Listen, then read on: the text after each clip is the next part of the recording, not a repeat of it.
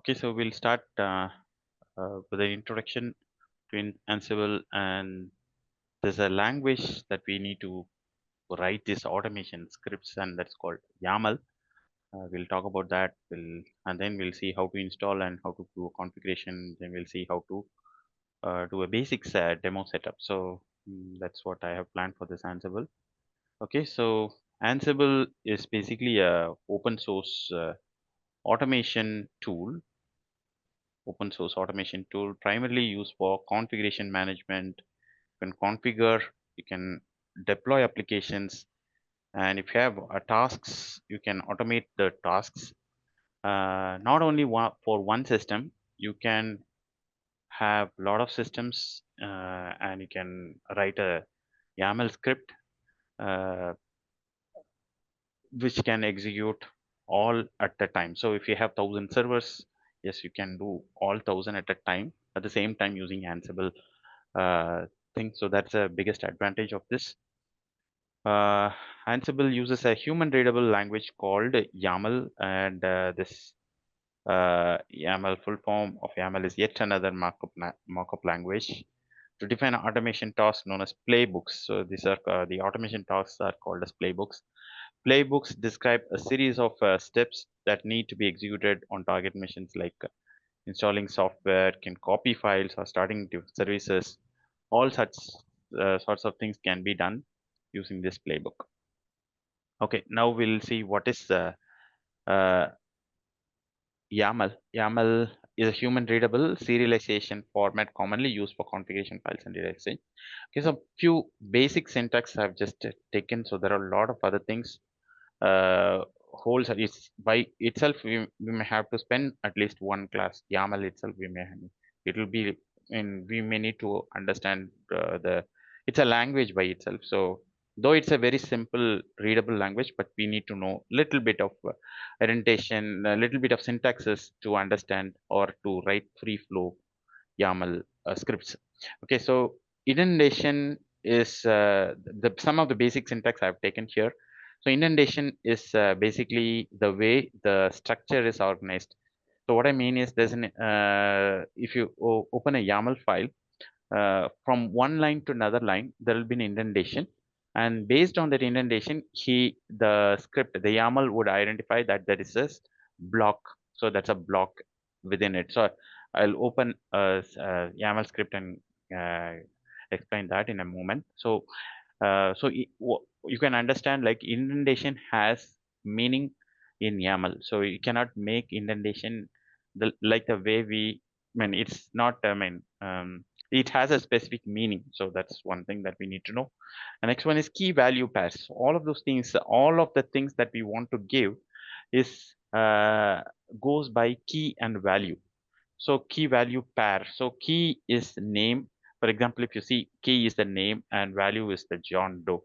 So this is one example. Likewise, we can give a key and give a value to it. So you can take it and it can work based on that.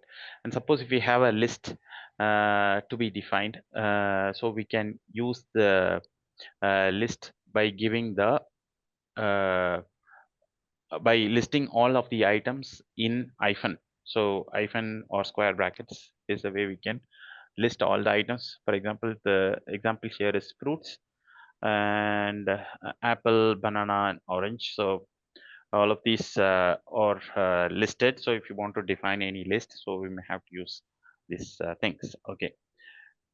Okay, so I'm moving on to the demo setup. So demo setup is this three systems here. So one is the main system where the Ansible controller is going to run. Ansible controller, which is running in 172.15.0.12.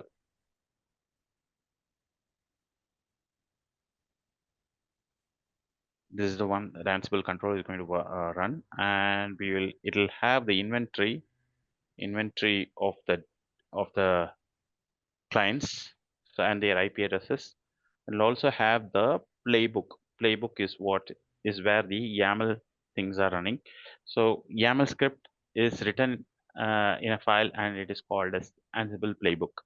We can have any number of playbooks, and when we initiate the playbook, so it will execute the tasks that are, or it will automate the tasks that are present in the playbook.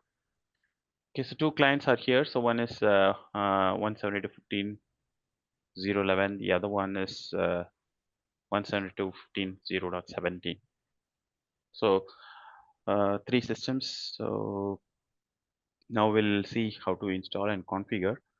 It requires a few packages. So first, I have installed these packages. Yam install Python. So maybe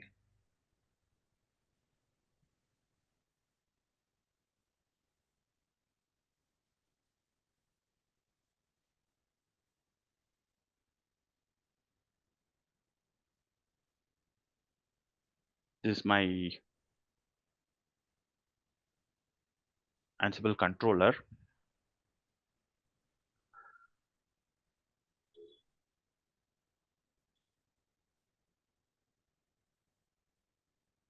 It's already installed.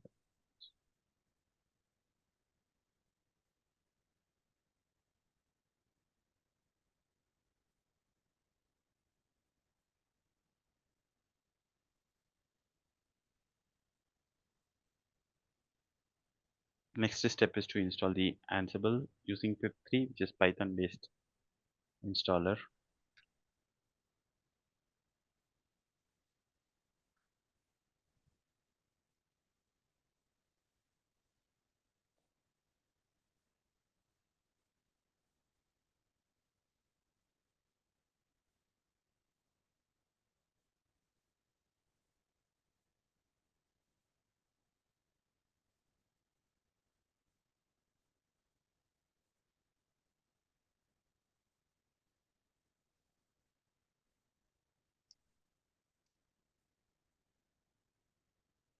Already installed, but I think some updation is happening on the packages.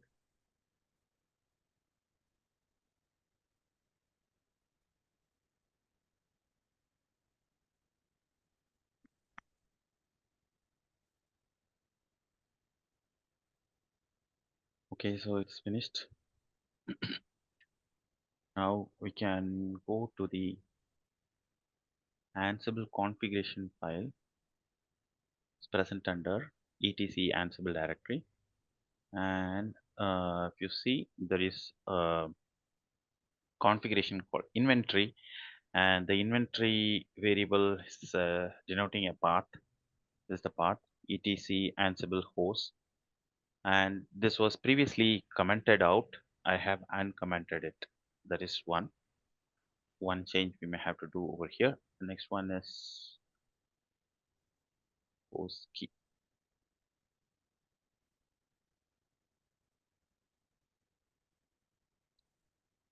You are searching this one, Alex? Yes.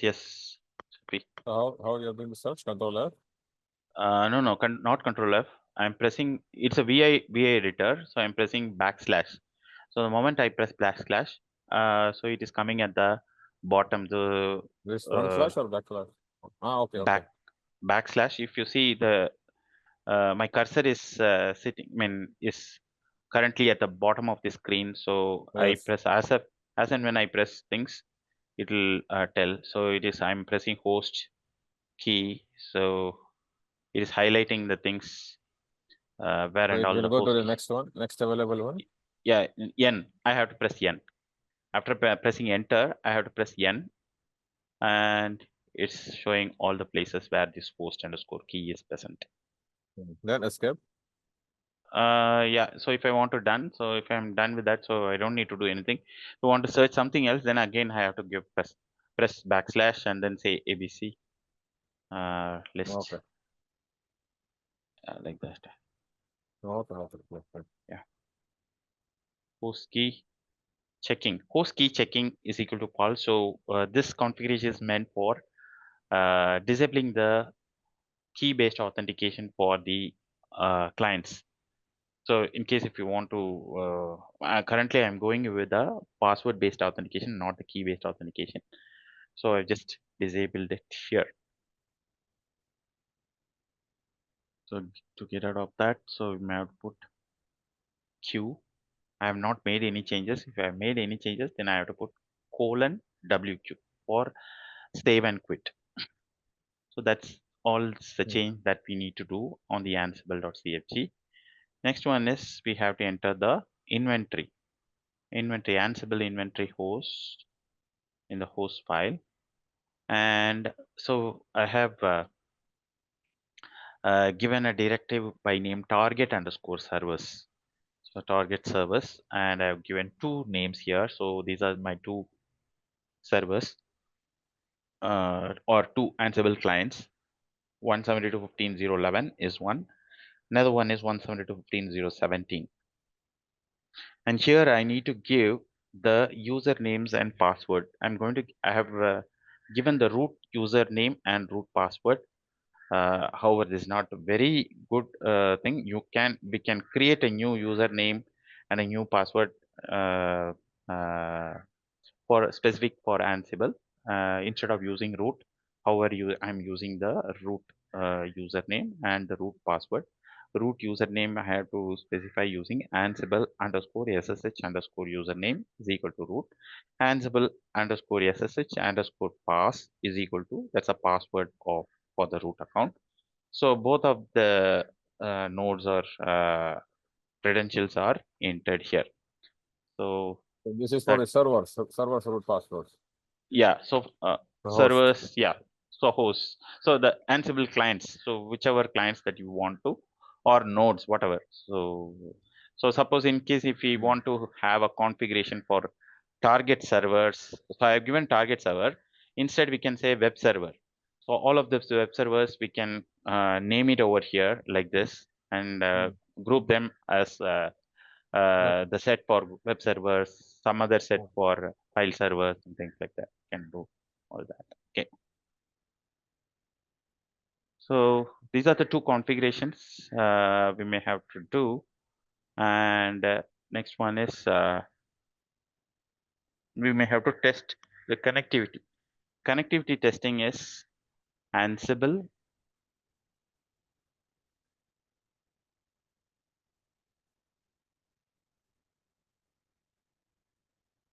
all. Ansible all means include all of the nodes or all of the clients minus M, the modules, and ping. Ping is the action that I want to give here. So currently it has verified the connectivity between these two clients. One is running in 172.15.0.17, other running in 11, and both of them getting a success reply here. So everything looks good.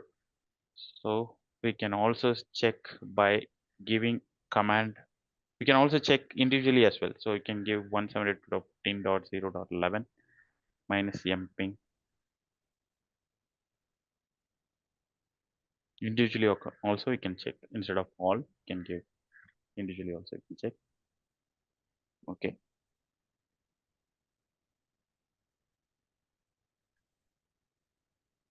We can give the commands directly over here itself. So Ansible all, and I'm minus A is an option to enter the command shell commands. I'm running a shell command here. The shell command is touch home Alex and demo. Let me change this name.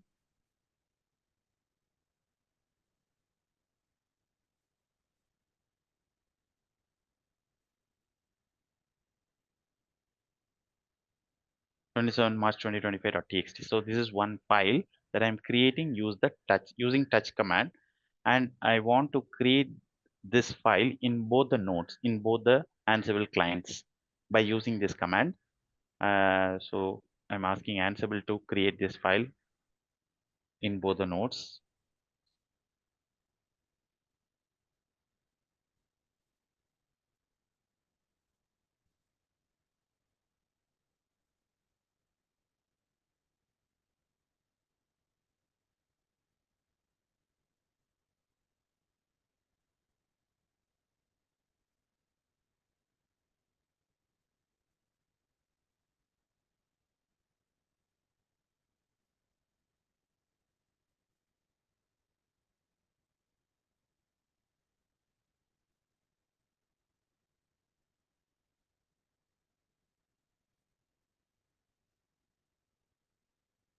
Yeah, so it is run this command, and it is saying changed.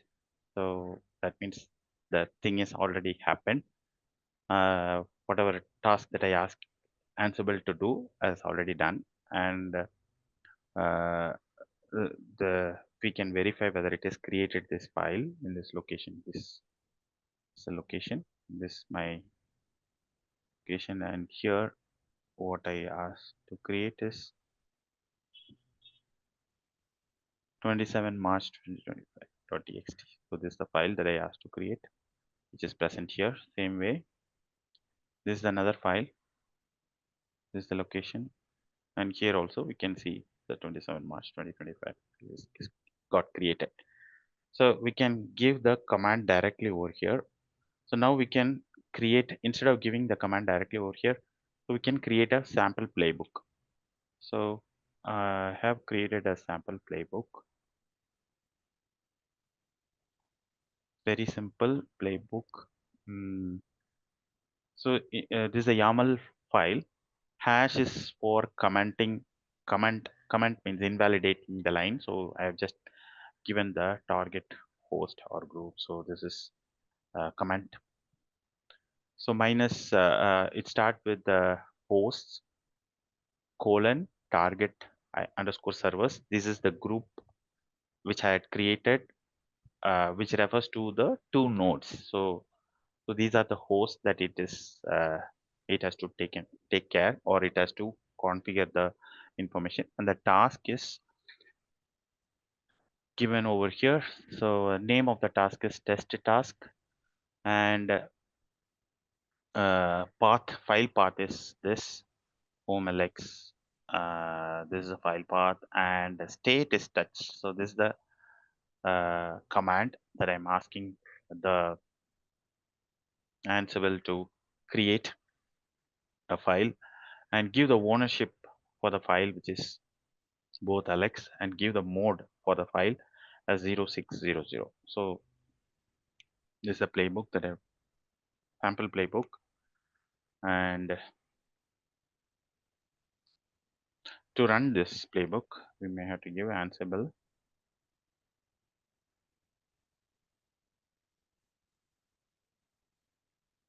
hyphen playbook.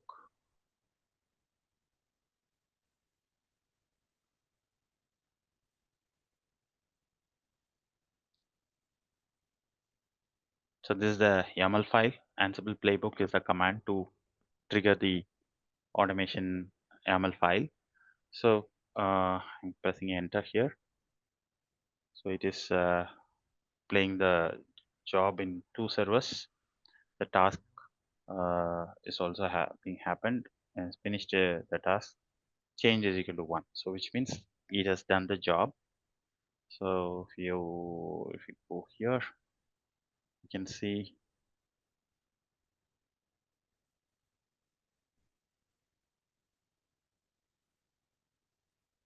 good job.txt. So this is the file that I asked it to create. If you see here, so the mode is 600, and ownership and the group is Alex. So that all that is taken care, and let's confirm here as well. Good job.txt. So in this node also got created. So uh, it has successfully created, or it has done the job in both the nodes. Likewise, we can uh, uh, deploy some applications. We can start a service. We can stop a service. So all things can be done using this YAML by just executing this playbook. So this is a very sample demo I have given. So that's about the Ansible thing. So we may have to be familiar with the YAML here to do more things on uh, Ansible. So that's about the Ansible. So we'll move on to the next topic.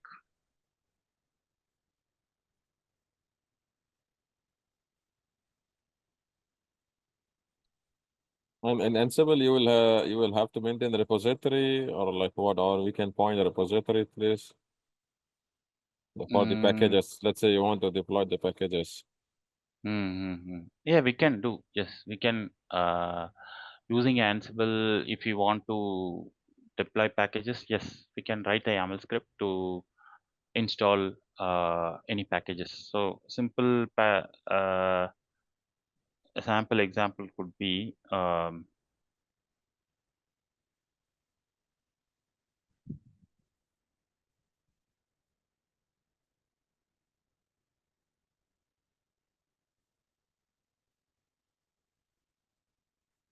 so this also I can run. I can run and I can show to you.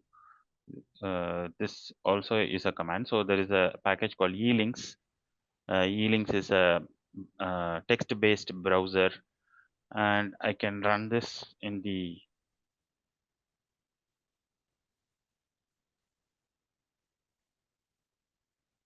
So here you are installing this one, right? yeah, name is equal to elinks, state is equal to latest. So I'm saying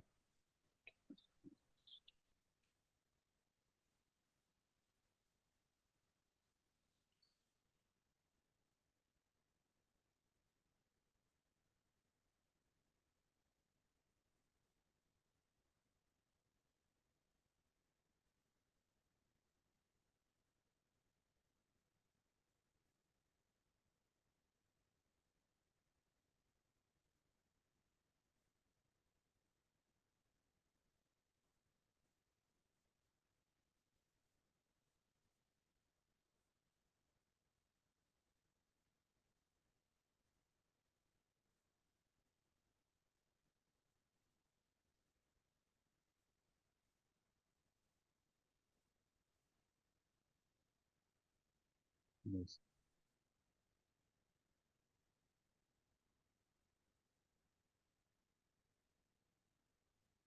So you're trying to download this in the local repository, just install it directly, no? Is what you're Directly trying to. install it. Yes, directly install it. So once you install it, how you will populate or publish it to the nodes? You can do this, or you have to make a kind of a repository where you will save all the RPM packages, Mhm. and then you will point this RPM to be installed in the remote servers. Is like this, or how it works? Yeah, all can be done. Whatever is the requirement, we can do that. So basically, if you want to create a master repository, and if you want to, so for, basically for updating the repository to the nodes is not, I mean, that doesn't require this Ansible, to my knowledge. Yeah, So it will be direct. yeah, so master can be updated from the internet periodically, or every on a daily basis. We can have the master repository updated. So or whatever day period if you want, like 1 week period or 10 days period or 1 month period. So we can have it upgraded in the master repository, and the nodes can be upgraded from the local repository on some period basis from the local master repository. So that can also be written as an automated job. So that can happen automatically. So that can be taken care by means of cron job. That can be done. But Ansible is like, suppose if you want to create a web server with a specific configuration. So for example, if you want to run an Apache Tomcat, install an Apache Tomcat in all, say 10 servers are there. So 10 servers are there, and if you want to install an Apache Tomcat with a specific configuration. So to do that, so the only option that we have is to basically go to each and every 10 servers and do this configuration. Instead of that, we can have the Ansible playbook, write the YAML script, and have the web server, the Apache Tomcat web server installed on all 11 servers, all 10 servers with the same kind of configurations. So all can be done with one single script, and this will do the job of executing, installing, and configuring the Tomcat with the same kind of configuration in all the 10 servers. So Yeah. that Okay. would, Conceptually, okay. Yeah. This is the his role. Let's say, but where is this Apache Tomcat installer files? It is in where you are saving this. Okay, so that is actually it's going to take it from the internet. And in case if you want to take it from the local repository, yes, that can also be done. We may have to specify where it has to take the repository from the site from where it has to pick up the Apache Tomcat. So that also can be specified. Yeah, so where is this one, this pointing, let's say? Okay, I'm saying that, for example, here in the local Ansible server, let's say the installers, for example, it is located in a specific folder. Yeah, so the installer is located in here, no? So it is the yum.repos. So these are the repo files, all the repository files. So this one is pointing to my local thing.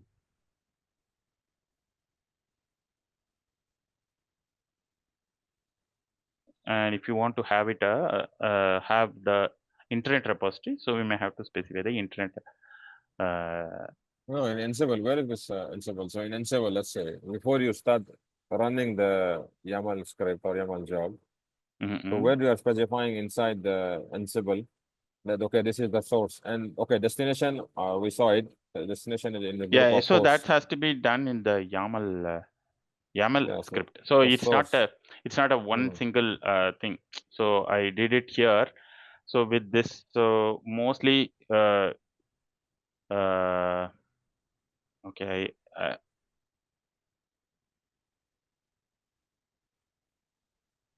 For example, maybe HTTPD. Some issue is coming otherwise.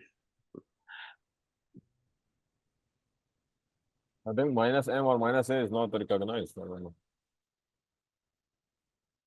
So we copy this. -a is required. No, it should be in blue color, no? So like why it is in white. Sometimes copy and paste doesn't help. Looks like. Copy paste may not work. Let me write all things yum. Yeah, see now it's blue. Yum. Oh, okay. Oh, that's the reason.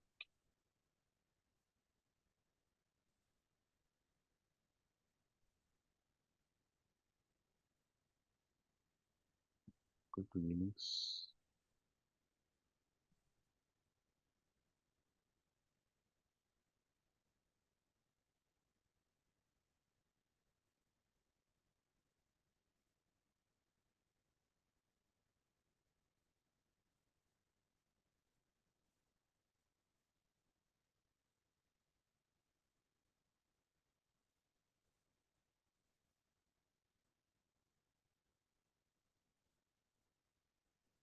State equals latest.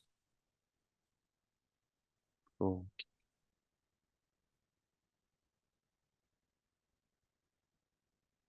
yeah, it is going on.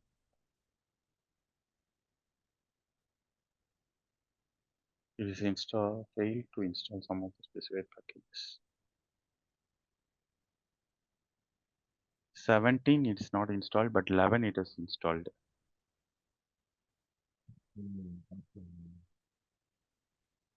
17 is this one.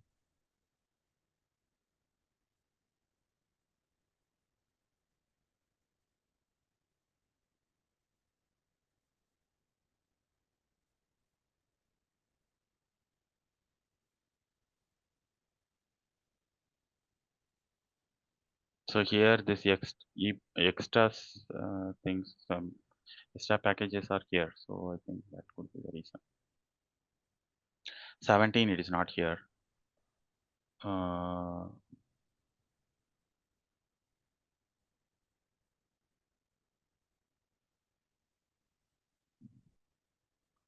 So what I think is this will be executed as if it is being executed in the local server. So if I try to run it, execute this thing from here, it may not work. So that's what a yum install links. Mostly it should not work. Yeah. So whereas here it should work because yum install links. Yes, it's working here. So the Ansible is what it's doing is it's actually using the repo files in the specific nodes. So, so the repo, to answer your question, the repo configuration, the repository configuration for the specific nodes have to be present in the local nodes. So based on that only, he is installing the packages. Okay, so is it used only for installation purpose, centralized installation purpose only? No, you can use anything. You can start HTTP service. You can stop HTTP service. You can SSH service. So many. We can So now take to backup. synchronize the repositories. So now to synchronize the Yeah. repositories, can we do this? To synchronize the repositories, we can to synchronize all the repositories.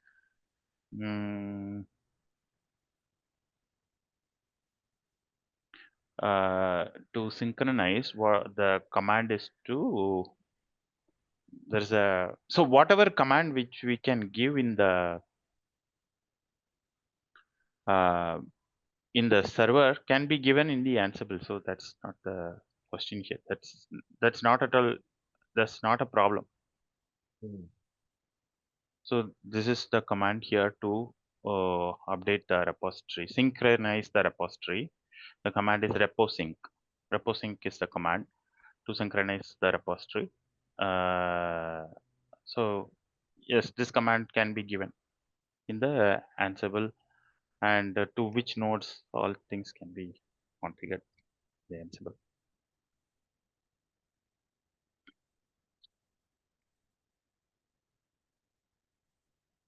Yes.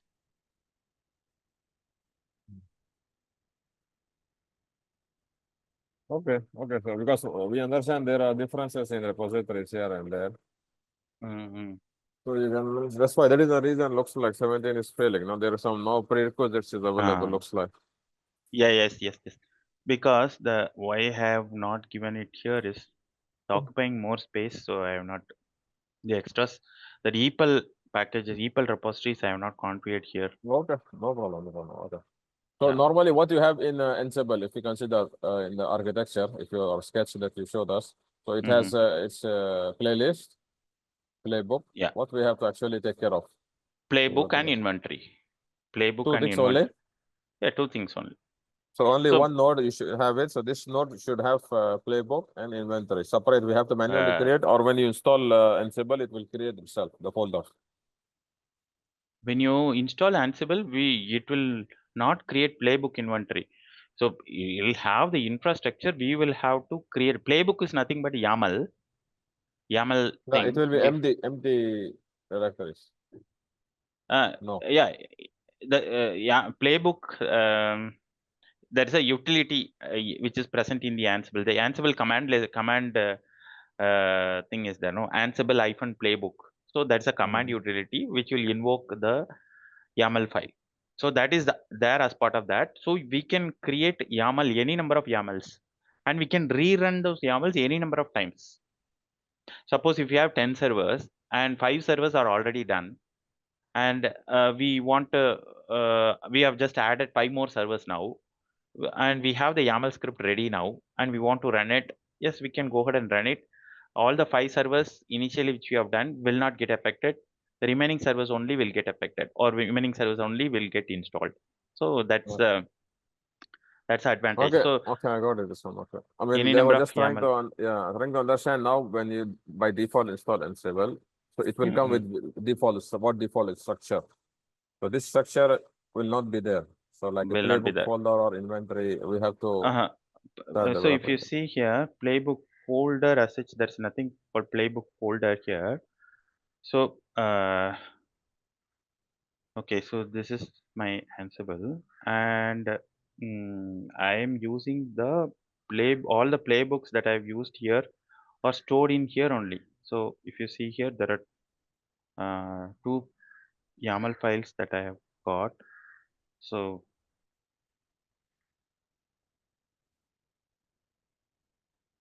playbook hyphen underscore cron playbook underscore sample. So these two, um, you can have it in any place. That's not an issue.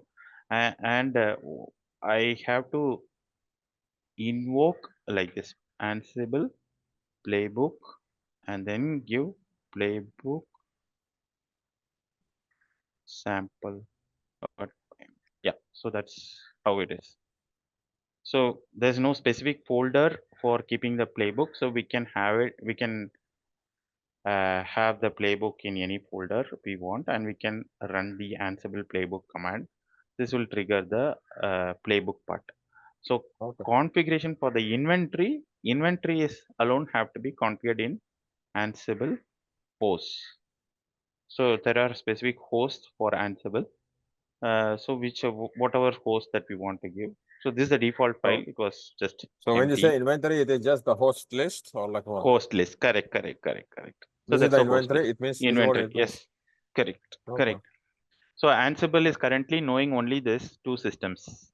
So all other systems that I have in my lab is not visible for Ansible. No, that is okay. So only Okay. these two systems are visible for Ansible. So that's what it means. Okay. Okay. Yeah. Okay. We'll move on to the next one, which is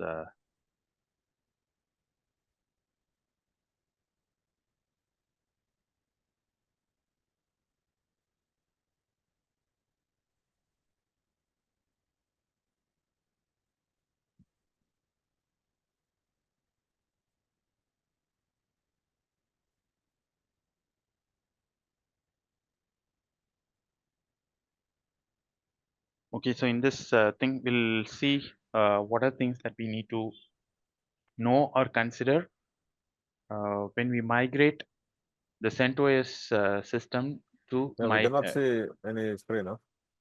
Oh, see.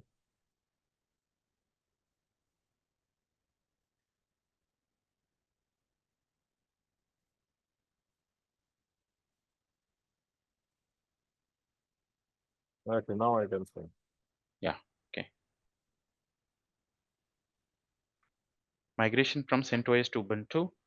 So this topic we are going to see what are the things that we need to consider, or what are the things that we need to know, and what is the strategy that we can follow to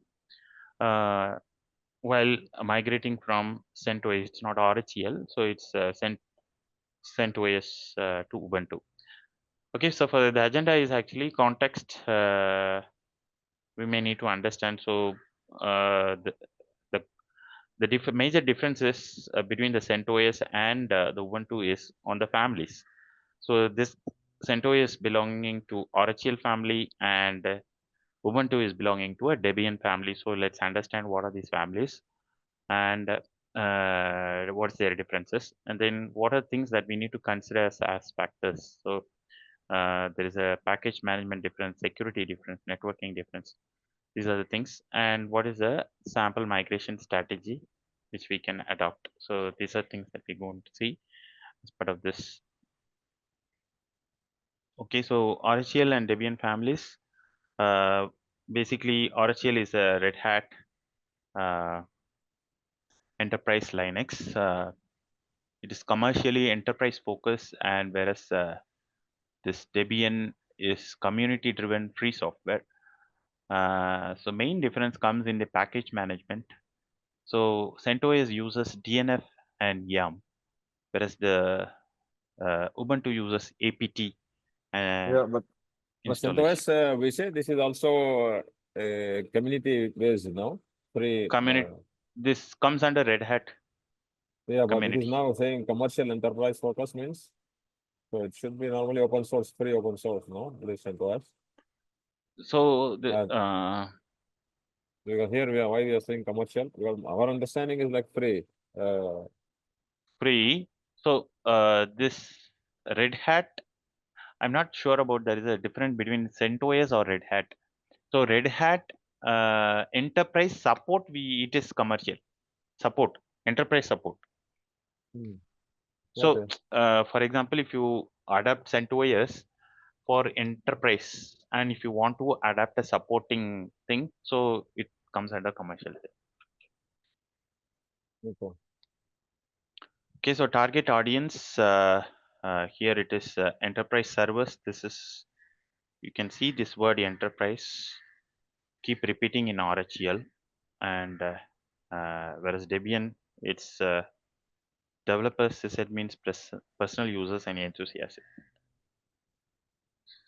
So release cycle is long term stable releases, paid support, paid support. So this is what I mean, paid support. Stable releases with community driven support. It's a community driven support. Uh, Community driven paid support. I'm not sure whether it will work for 24/7. That not sure. Community driven, I believe, since people across the world, across the globe working, so I think it might get community driven, but there will not be any SLA. So some trade-offs here and there will be there. Okay, so uh, it is used on enterprise servers, cloud environments, and security. Flexible for both desktop and server use. Uh, Paid support, strong security, default, uh, conservative, stable software, offers new releases, uh, newer softwares frequently, I believe. So when you see Debian family, they keep releasing the new versions more frequently than the RHEL, CentOS or RHEL. Okay. So here the enterprise compatibility for CentOS is limited commercial support unless third-party vendors offer. Extremely stable with long-term support, highly stable, especially with the Debian's stable branch. Okay. So in comparison, as far as your evaluation, which is more better? Okay, but not saying CentOS is now expired or not supported or not considering that one, but in general, technical point of view. Yeah, from the analysis that I have done, so it is actually if you are doing it for a corporate environment, so they're saying that Red Hat is better. Red Okay. Hat, if we are going for an enterprise level, so that is a corporate thing, which I meant. If you are doing it for a local segment, then maybe for a small lab. Suppose if you're having a R&D lab and you want to isolate it, then probably Ubuntu would be a good environment because it's user friendly, very much user friendly. Ubuntu is very user friendly, and see, it's easy to configure and it's easy to work. So, and another thing is for R&D and other things. So the Ubuntu has got lot of packages. So open source packages, it has got, I mean, double the amount than the RHEL. All the open source packages are available in Ubuntu, but RHEL is very conservative. So that's what he's saying. More conservative. You will not allow any package to be part of RHEL. So, and that's how the newer releases are also very conservative. It's not frequently being released. So to answer your question, so yes, for an enterprise where we were very particular about vulnerability, and if it is in the public network, it's going to be visible in the public network and things like that. Yes, I think the enterprise would be a better choice. So this Red Hat would be a better choice, and Ubuntu probably if you are running it in a local lab or local things, so Ubuntu, or if it is a user PC, so all this user desktop. If it is a user desktop, some places if they want to do some, if they want to migrate to Linux instead of Windows, all those. I mean, for them, Ubuntu would be a good choice. Okay. Yeah. Okay, so package management, both of them are having a different package manager. We'll see that moment. And these third-party packages are a little different. So RHEL relying on EPEL. So EPEL is enterprise extra packages for enterprise Linux. Extra packages for enterprise Linux.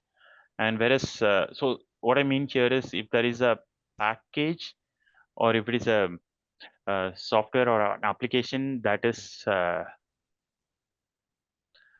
that used out of this repository, then that may not be available in the Ubuntu. So that is what it is, because that is not that was very specific to enterprise Linux. That is RHE, I mean RHEL, and it will not be available for Ubuntu. Whereas Ubuntu is having its own third-party package, which is called Universe. So so whichever packages that are using EPEL in the RHEL, we may have to take a inventory, and then we may have to see if there is an equivalent package is available in the Ubuntu, and probably we may have to carefully migrate it with a configuration, things like that. So that we have to consider it. Okay, package management difference. So here we can either use DNF install package or YUM install. Whereas in Ubuntu we have the APD install package um, for installing any package. And if you want to update it, so we can give yum update or a DNF update. But here it's a two-step process. First we may have to give apt update, and then we have to give apt upgrade. So this is a two-step process. See here also it is there, check DNF check update, check hyphen update. There is one command is there, but it's not mandatory. But this one almost says that it's better to say to follow the two-step process for upgrading the Linux. If we want to search any package, we can use DNF search package, and here it is apt search package. Want to remove any package, we can use DNF remove package. It's similar here, apt remove package. And all our repository configurations are present over here. etc dnf.repository repos.d. If you are using YUM, it will be etc yum.repos.d. And whereas apt will have this repository file stored in the under this location, etc apt sources.list. And for additional sources, we can refer the apti sources.list.d directory. Okay, so maintenance and support for packages. Two things I have given. I thought it will be useful. So if you see here, so whatever I mentioned was Ubuntu is having this many packages in the universe. Universe is a additional package, additional repository, whereas EPEL is having just 3000. And here also it's a main package. Main package we have 2300, whereas okay, so main package is having 2000, it's lesser, whereas RHL is having main packages, base OAS, AppStream, all of those put together comes under 4000 package, whereas here it is 2300. We Ubuntu 24/7 support with bug fix, so with community driven, but 24/7 is uh, available for both. For the additional things, RHEL does not support, so that's one thing that we need to keep it in mind. So the whatever issues that we find in the EPEL repositories, we cannot go for support. We cannot get the support. It's not supported. Whereas Ubuntu all are community driven, so it's basically 24/7 support with bug fix we can get. Okay, security consideration. So RHEL has default. They have the SE Linux, security enhanced Linux for mandatory access control, and Ubuntu has similar thing called App Armor for path-based mandatory access control. Ubuntu doesn't come up with a root user by default. It brings up the sudo user instead, and it's up to us to configure the or they enable the root user and define how the root user should work and things like that. So while we are migrating, in case if some application is dependent on SE Linux, we may have to carefully consider the configurations specific to SE Linux when we migrate to Ubuntu, because they are not directly transferable. So this is about the SE Linux and App Armor. There are 3 modes here, whereas 2 modes in the Ubuntu, and policies configuration tool So there is a difference between both these things. Okay, coming to the networking, slight difference, but there is a difference. So Ubuntu has got uses a net plan. It uses a net plan that uses a YAML file for configuring the IP addresses and things like that. Whereas RHEL has a network scripts, uses IFCFG scripts. However, we can use some utilities like NMTUI and things like that, which can be an external utility that would avoid all of these differences. Firewall is different here. So the firewall that is being used in the thing is in this RHEL is firewall hyphen CMD, whereas here it is unified firewall. And commands are also different. Unified firewall, enable unified firewall, allow port, like that. Okay, so migration strategy. So if you want to now migrate from CentOS to Ubuntu, so what are the things that you can do? So this is strategy. So it's called lift and shift strategy. Uh, the many other strategy, I've just picked this up. So preparation, first thing is to preparation. So review the list of packages with the dependencies. First, we may identify what are the packages and the dependent packages that are running in the CentOS. Take the list, and then once we have that list, we may also have to have the backup of the CentOS, complete backup. You can have it. So that's a preparation thing. And coming to Ubuntu, so the next step, which is to set up the Ubuntu, install the right version of Ubuntu with the long-term support with basic settings like network interfaces, firewall, user accounts, like that. Then we can go ahead and install the software packages using the apt command. So here, the list of packages that we have here may need to be installed using the apt command. And configuration migrations. So we have the configurations present in this CentOS. So all of these configurations may need to be carefully migrated, or may need to be, sometimes some things may be same, maybe you can take it as is, or we may have to migrate the configuration step by step. So this is about the second step. And third step is data migration. In case if we have some SQL and something like that, we can simply transfer the database files from the CentOS to the new Ubuntu server. We can use tools like SCP or Sync. It's a simple file transfer, which we can transfer the files securely from one place to another place. Okay, so that's all. And once we have this thing ready, now it's ready for testing. So we can test all the applications thoroughly one by one. And once we are done, so we can decommission the CentOS. So this is the strategy which we can follow for migrating from CentOS to Ubuntu.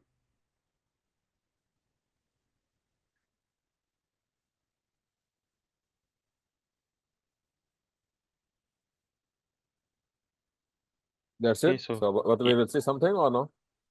we are having one more topic, which is called troubleshooting. No, I mean for this migration, we will try to do migration from CentOS to Ubuntu. Yeah, that's it. So No, yeah, I for mean that, this okay slide as a concept, yes. But as an uh, action, we will do something or no? no, you mean demo kind of thing? Yes. No. It's just a slide, no? It's just a slide, no, Alex. So, but the action, we need to see the actions, no? I don't have any specific things, no. So if you have The same thing, the same node that we have it, the CentOS node. CentOS node, I have in Ubuntu also, but okay. So if you see, mostly all are same only for me. If you see here, so I'll open up a Ubuntu. The screen And I cannot see, yeah. Screen I cannot see the screen. 1 second.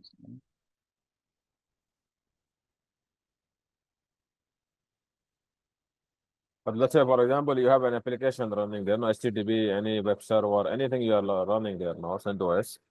For example, now let's say when you want to migrate OS from CentOS to Ubuntu. It's very simple. It's straightforward because if you see here, from my I cannot demonstrate it because all of the configurations are same. So I'll show you one thing. So for example, web server. A web server I will show.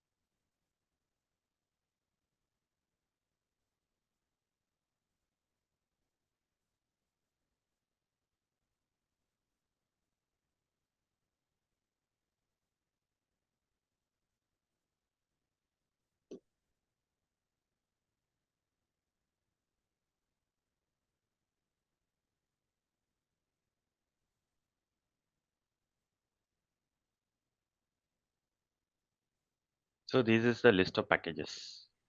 YAML list install. So in these things,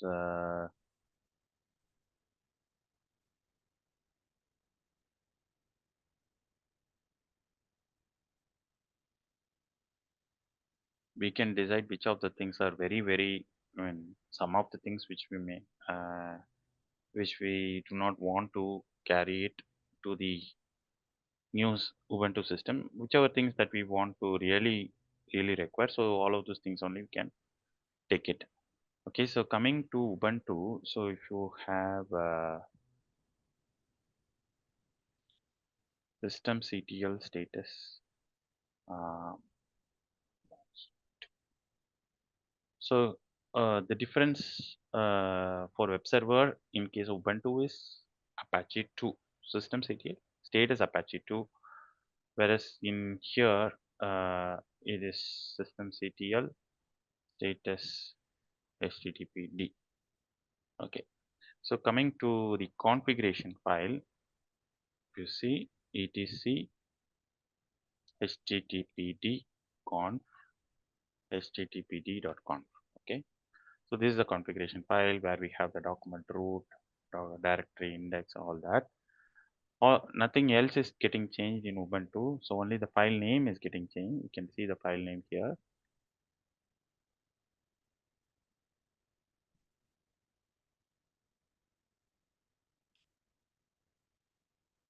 So it is etc apache to apache2.conf.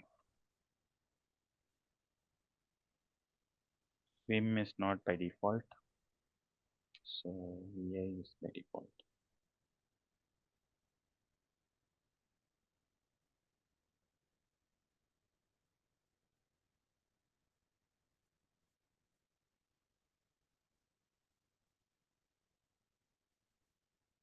So the directory, document root, so this all of these things are same.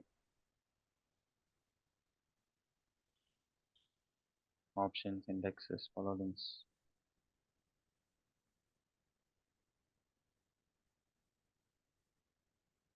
Here also I will show you.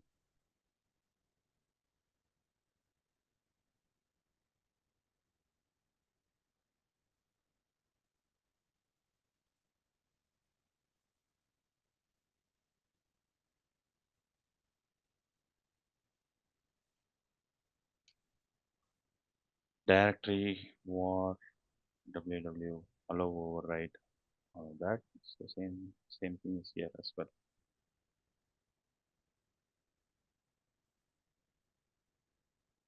This is where is our document root is configured.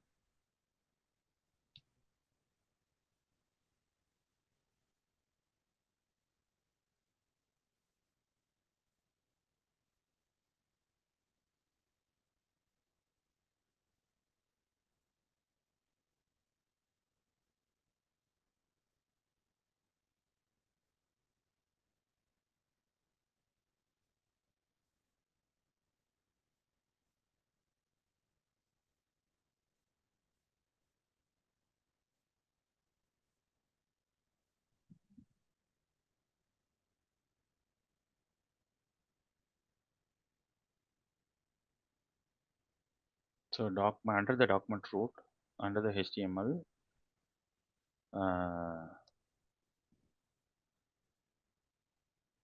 www.html. Under that, we have this index.html, and here also it is same.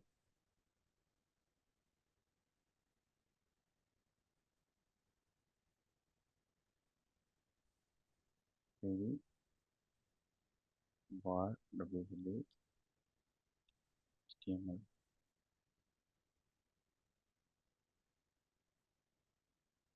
Here also it's same. So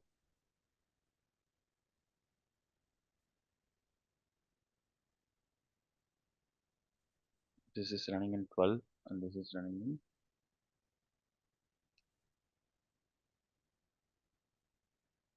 10. See, both are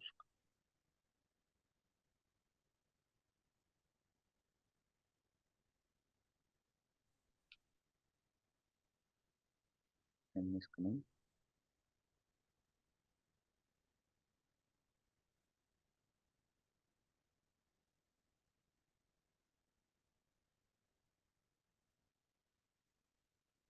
Ubuntu is running in 10. This one is in 12. 12 is also coming.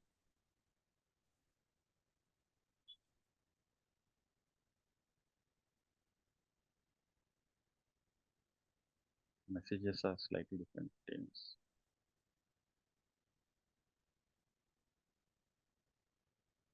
Do you have any specific application? That is what is more. I don't have a Well, no. database. I don't have a SQL database. I just have web server. So to demonstrate, all the things are user accounts. User accounts are there is no change. There are no other changes. The only change that we have is on the package manager. So all other remaining commands. So if you have a script, so script syntax, echo, all things are same. So we don't need to worry about all that. So you see here. So this is Ubuntu, and if you say echo, hello, how are you? That's same. All these things are same.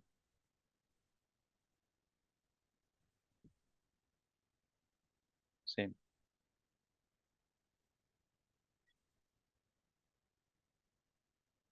M alone would not work. Here it will work only with the APT.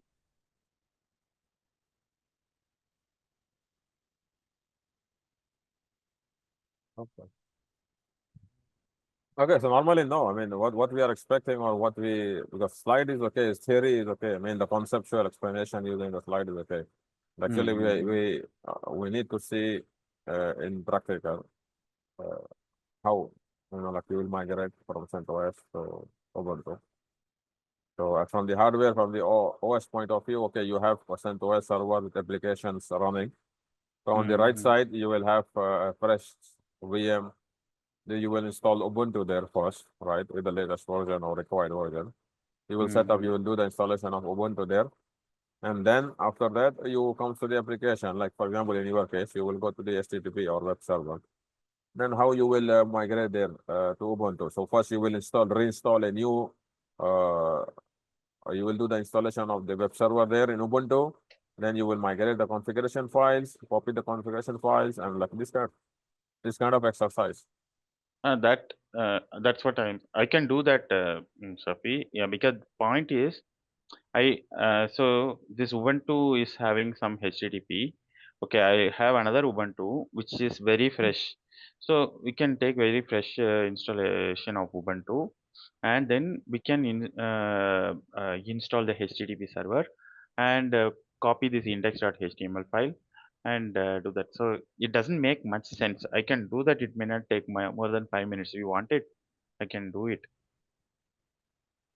It doesn't, because in your case it will not be this simple. It will not be like this. No, So agree with you. you You will cannot have take it. databases, you will have SQL databases, you will have to check whether some intranet website is working or not. Yes, Some yes, So yes, yes. you will have to see So your this kind of simulation, let's say we can say, this is all something of that these we things are are expecting to be there. all of these Because things will especially for this topic, like we struggle too much and finally end up with extra pay to active. So considering that, okay, this kind of migration we need to see in practice and experience it.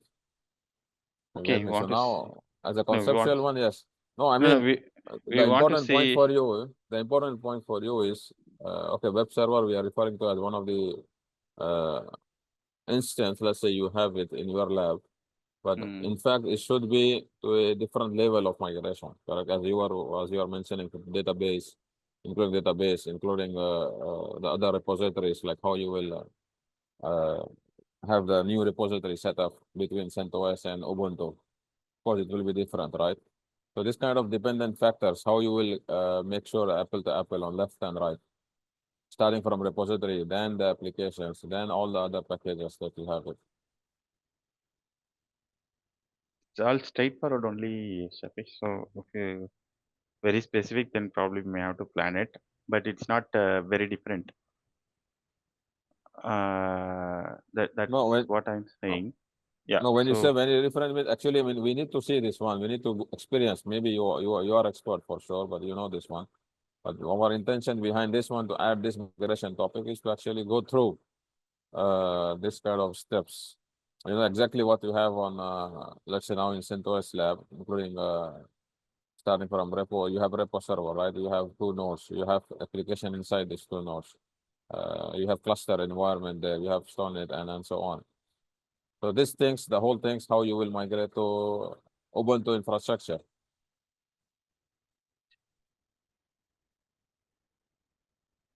that will take time.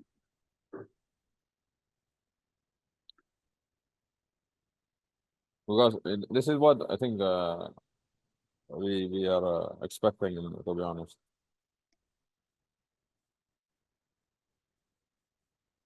Okay, slide wise, yes, what you have given a slide. Okay, yes, it gives you a briefing, or introduction to what migration uh,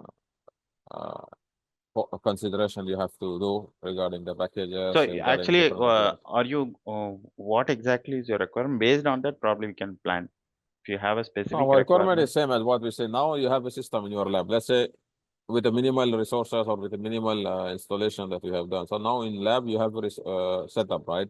You have repository, you have CentOS, two nodes, you have cluster environment for these two nodes, correct? At least two, and some minimal let's say application, or maybe we can add one more free available application. but So the point is actually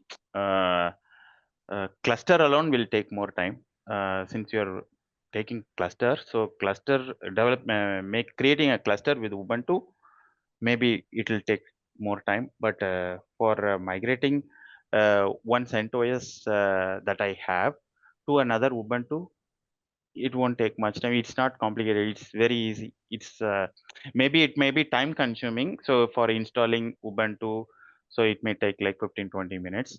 So afterwards, I will have to bring in some configuration file, few configurations file. So if I want to bring HTTP, yes, I can do it. If I want to bring NFS, can do it. If I want to, yeah, NFS, Samba, everything is all very same thing only. So uh, it's not different. So because I have taken classes with others also. So with Ubuntu, that's the reason I'm saying it's not different. It's not different at all. Only thing is with the package manager. So I was actually taking classes for Ubuntu only, Ubuntu students only. I was taking. So CentOS is I'm doing it for you guys only first time. So Yeah, this will agree with. it was not very different. So NFS works the same, Samba works the same, web server is working the same, and yeah, so firewall command is little different. So firewall is actually firewall command is here. There we have to put UFW, and SSH service is same. Installing any specific packages alone, we have to do two-step installation. There, to there it is just yum install, and it will do the job. And yeah, so otherwise cluster, maybe cluster in Ubuntu may be a big topic. We may have to see how things to be done on a, for Ubuntu cluster, but all other things it can be done easily. It's not a issue at all. I think mostly whatever I have in Ubuntu is what I have put it in CentOS. That's how you see that the websites also are also the same pages only I have, same configuration only I have.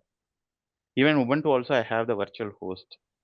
So all of these things are very same. Okay, no problem. So if you have any, when you do issues, feel free to reach out to me. I will be happy to help. Okay. Okay, Alex. Yeah. Okay, so last topic for today, Okay. rather for the course itself. Yeah. Okay.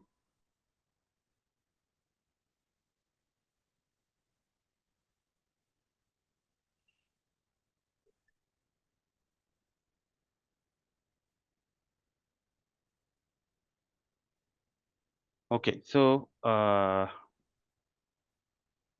when something goes wrong, how to go about is what I'm going to discuss, or I'm going to show to you in this slide. So first thing is some guidelines. If something goes wrong, what are things that we need to check? And second thing is I'm going to show how to uh, recover super user password or the root user password in case if you have lost it. Next one is network related issues. In case if we get into network related issues, what are the tools that we have in Linux and how to debug and things like that. Finally, we can see logs. Okay, something goes wrong. So first we may have to check the system logs that is present uh, under var directory. We have generic logs, auth related logs, then kernel logs. Maybe you might be familiar with all of this, but however, I'm just giving you a heads up. System resources df minus h is a next command to check whether we have sufficient resource. Network configuration status, we can check whether we have the connectivity like that. And if you can check a process and service status, ps minus aux command to see whether all processor is any process in hung state or things like that. And if there is very specific to any specific file or something, and check if there is a file permission is all good. Then if there is a software package installation issues, then probably we may have to reinstall, check that, and firewall settings. So these are simple uh, guidelines to check if something goes wrong, how to debug. Okay, now we are going to see how to recover a super user password in case if we lost it. So I thought of demonstrating this to you. So do you know this, or you want me to see? Do you want to see this? Yeah, please, demonstrate it to me.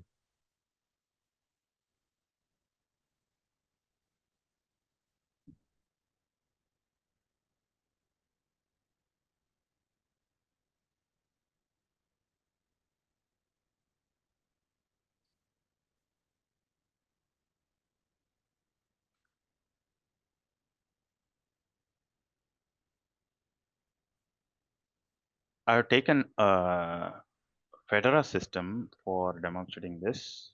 Fedora is also an RHEL family. So you see my screen, right? Yes. Okay. So first step is to so it has got a uh, root user password. I can show whether the root user password is working or not. So root user password is working. Currently, I'm in the root.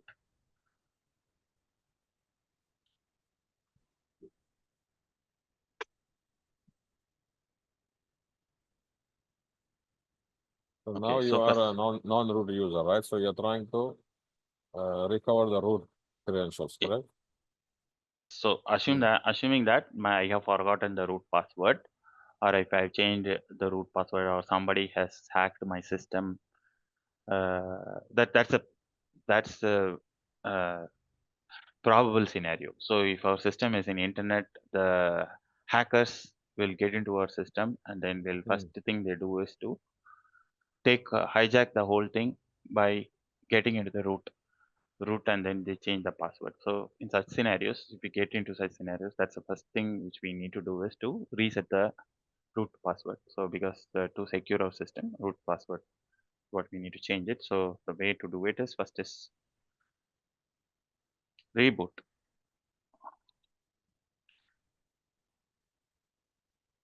or power off, power on and power off. Okay, so in this case, I'm doing the reboot.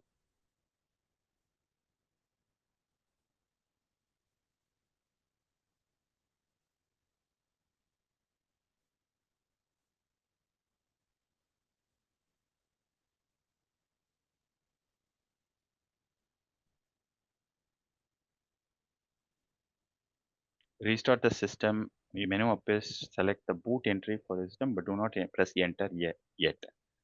Press E. Okay. So that's a step we need to do now.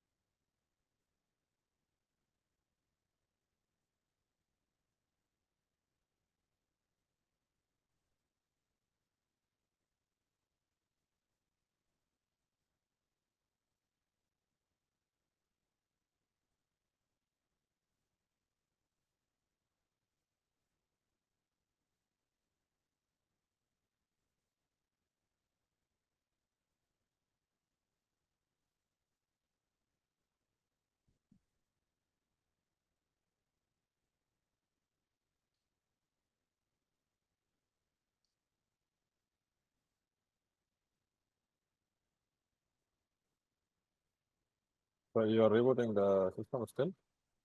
Yes. I forgot to, I missed the boot prompt. Mm. Yeah, so this is the boot prompt. So first, once we get into this thing, we may have to press E, press enter Let to us. boot the selected tools. This is rescue mode.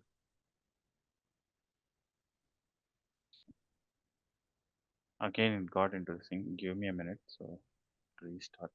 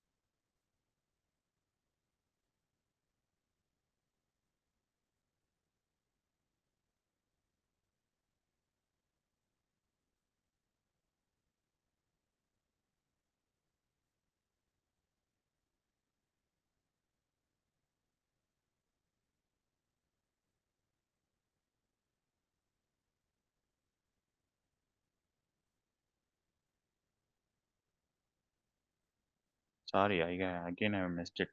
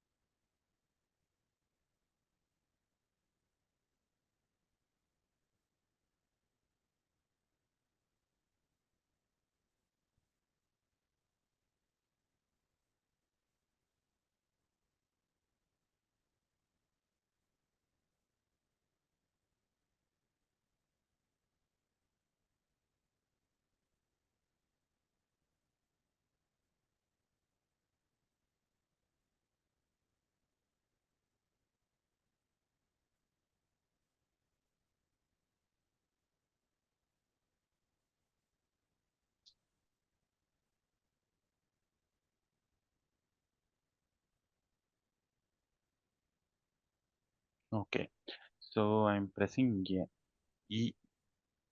So currently it is in the boot menu.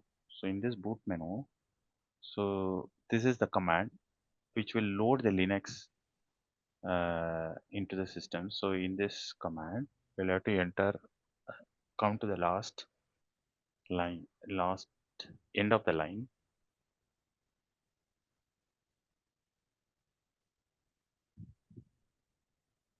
end of the line, and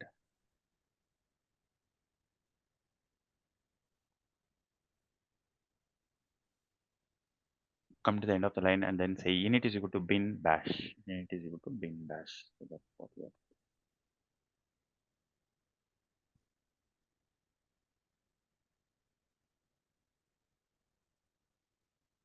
equal to slash bin slash bash.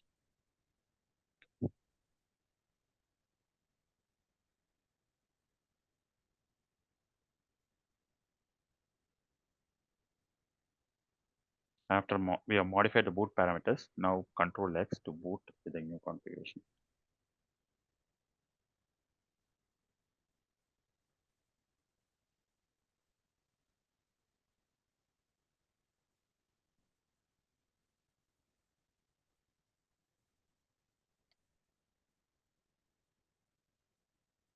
Yeah, so now it is booting and it has successfully booted up and given the shell prompt, but the file system is not there. If you see here, okay, file system is also present, everything is present. So we can go ahead and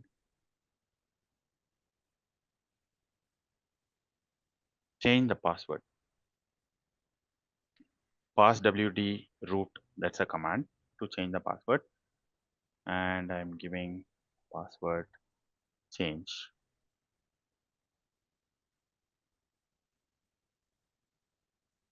I successfully changed it.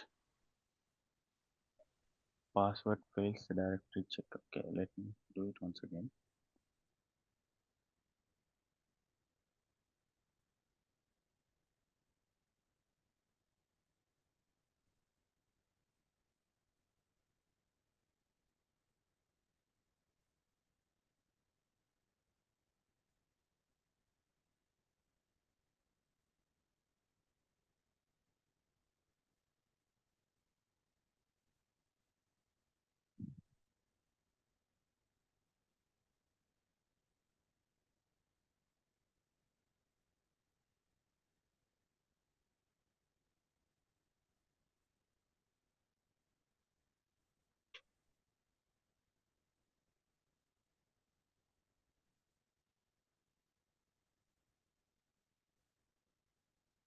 we can remount the file system.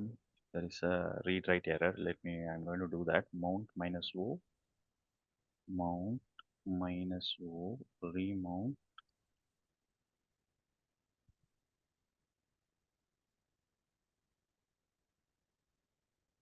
comma rw in read write form file system. So remount.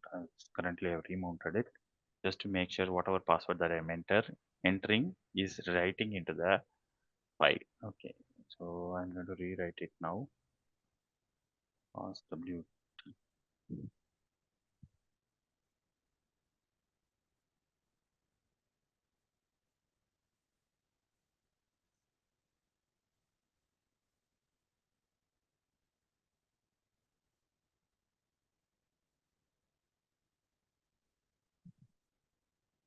Password updated successfully. Okay, now I have updated the password successfully. Now the step, reboot the system after success. So what is that mount, remount, rewrite? Mount the root file, this one read write mount. So you have to mount this one before you. Mount the root file system. So it was actually remounting the root file system. The root file system is the one that was showing under the root directory. So I am remounting it in the read write mode. So that whatever information that I'm writing is setting inside the file system. So the root password is also going to go and get written into the some file in the file system. So that's the reason I'm giving that command. Okay.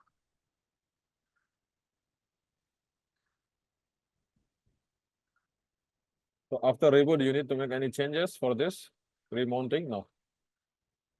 Normally, no. Sorry. After rebooting now, the password should be reset, correct?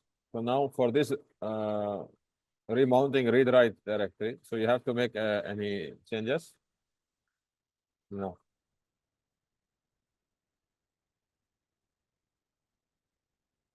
Sorry, I didn't get what your question is. Okay, so now you have remounted now, right? Mount minus yeah, I have remount remounted. read write. Yeah, I have remounted it and I have changed my root password, and I'm Okay. now I am going to reboot the system. To reboot the system, the command is exec sbin init. Okay. After reboot, you need to So do anything for this remount? No. no, nothing. So it's Okay. nothing to be done. So it's currently rebooting. So it's going to come up with the full-fledged mode, and I can log in with the root user password. Is there any difference between Fedora and any other Linux family servers to follow this process? Same, no change. Ubuntu also same, because boot level Linux is not having any changes. Okay. So Okay. Linux is after the boot. So sorry, the distribution. So bootloader and Linux kernel is what we are dealing with right now. So on top of it only we are having the distribution, whether it is Ubuntu or Fedora or whatever. So differences will come beyond the Linux kernel. It's okay. It's okay. I got it. Yeah. Okay, so system has come up now, so it is successful.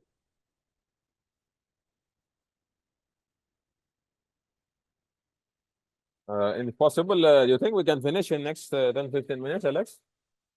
Yeah. Okay, because I might have to go. So hopefully Yeah. we'll finish before the film. Yes. Yeah. So it is successfully resetted now. Okay. So troubleshooting networking issues. Mostly this you might be knowing all of this.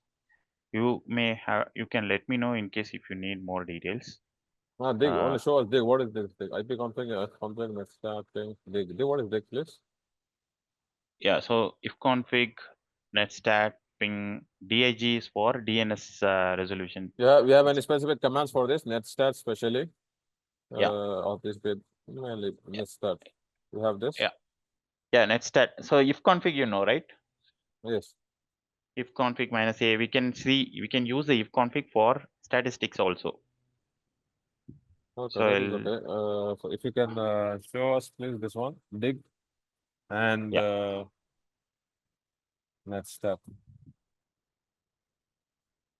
But in your presentation, you have kind of commands there. For example, one second. I hope you are seeing my screen. Yes. 0s10. So if you see here, ifconfig command.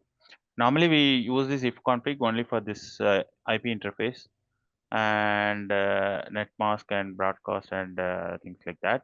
But last 4 lines you get the statistics. So it will have the receive packets, transmit packets. Suppose if some things are not working fine. So first thing which we can see here is to see whether the packet counter is getting incremented to see if there is anything or if there is a error here. If there is a transmit error or receive error, so we can see, we can monitor this using this ifconfig command. That will be of good help. And ping command, Google, we can see. So if we want to stop with two things, we can give -c and 2. So this will not stop only with the 2 request. So that's about the ping. DAG actually is a Google, daggoogle.com is actually uh, doing the NS lookup kind of thing. So it's a domain name resolution for DAG is a command which will do the domain name resolution for a specific domain. Okay. Okay, so Next step. TCP dump, you know, right? TCP dump. Yeah, I know the point. So -I e0 TCP source port. Can Yes. yeah. Okay, coming to netstat. Netstat is a monitoring tool to monitor the network connections over the network. Monitors the incoming and outgoing connections, routing tables, port listening, and things like that. Suppose this command, I'll show you this command. Display the listening TCP UDP ports. You can give netstat -TULN. So if you see here, netstat -TULN. So this is going to give me the list of, suppose if you want to know if there's some port is in listening state or not. So you can use this command to see if that is port is in listening state. So this is these are the ports that are currently listening in this system. So T is for TCP port, U for UDP port, L for listening, and N for numerical form. So if you see, if you want to see only the TCP, you can say netstat -TLN. This is showing only the TCP. Okay, clear. Yeah. Okay, so Nmap is another utility which we can use to see for scanning a specific domain, specific network. So if you're seeing Nmap 172.15, I think it's not here.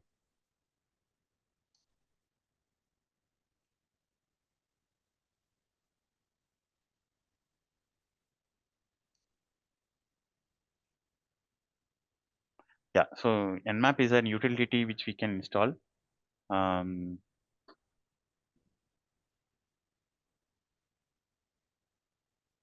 Which will tell whether a specific thing is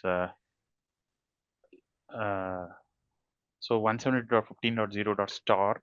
So it's going to do a complete scan of all the PCs connected in this network, and it's going to say complete. It's going to give me a complete report, like what are the ports that are open, things like this. An useful command. So it's an additional utility we need to install. Yeah. So it's a small utility. It's a useful utility. Okay, so that's about Nmap. Next one is the logs. Mostly you might be knowing this. Logs are present in /var/logs. Under that location, generic logs are present under messages. Okay, this is okay. Logs. So we have yeah, something for the memory to monitor or to troubleshoot about the memory. Maybe it's reaching 90%, 80%, the server we have or to. the node. It's So only this is this. this, and we can use script to alert us if there is a memory. So what is available now? The 66 gig. Yeah, so available now is 19G in this case. It's a root is what we have to see. 19G is available in this case. So we're here in free mode. So you have total use free. Yeah, so this is the free.